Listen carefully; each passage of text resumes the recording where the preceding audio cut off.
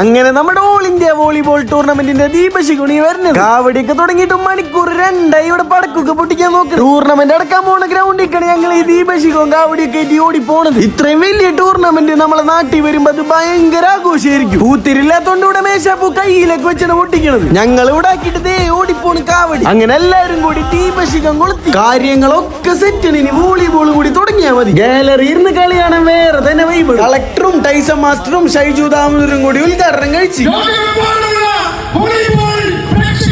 അങ്ങനെ അത് നേരിട്ട് കേൾക്കാൻ പറ്റി. ഉദ്ഘാടനം വെടിക്കെട്ടൊക്കെ കഴിഞ്ഞപ്പോ 2-3 ചെക്കന്മാരോട് ഡാൻസ് കളിക്കണം. ഫ്രണ്ടിന്ന് വീഡിയോ എടുക്കാന്ന് വെച്ച് ഇങ്ങോട്ട് വന്നപ്പോ അവർ അങ്ങോട്ട് ഇരുന്ന് കളിക്കണം. ചമ്മിപ്പോയി. വനിതകളുടെ കളി ഞങ്ങൾ ഫ്രണ്ട് സീറ്റ് ഇരുന്ന് തന്നെ കണ്ടിട്ടാ. പക്ഷെ വാശിയുള്ള കളിയാണ് ആണുങ്ങളുടെ തന്നെ കാണണം. ചേട്ടൻ കളി തുടങ്ങുന്നതിന് മുമ്പേ പ്രഡിക്ഷൻ ഒക്കെ തുടങ്ങി. കളി വാറായപ്പോ ഞങ്ങൾ ഗാലറി വന്നിരുന്നു. ആ ചേട്ടൻ പറഞ്ഞ പോലെ കേരള പോലീസ് തന്നെ ജയിച്ചു. നല്ല ഉഷാറ് കളി. കേരള പോലീസിന്റെ കൂടെ മതിലേത്ത പോലീസ്. ഈ സിംഗ് ആയിരുന്നു ബെസ്റ്റ് പ്ലെയർ. എന്ത് ഹൈറ്റ് അല്ലേ. ഒന്ന് ഫോളോ ചെയ്തേക്ക്. നാളെ കാണാം.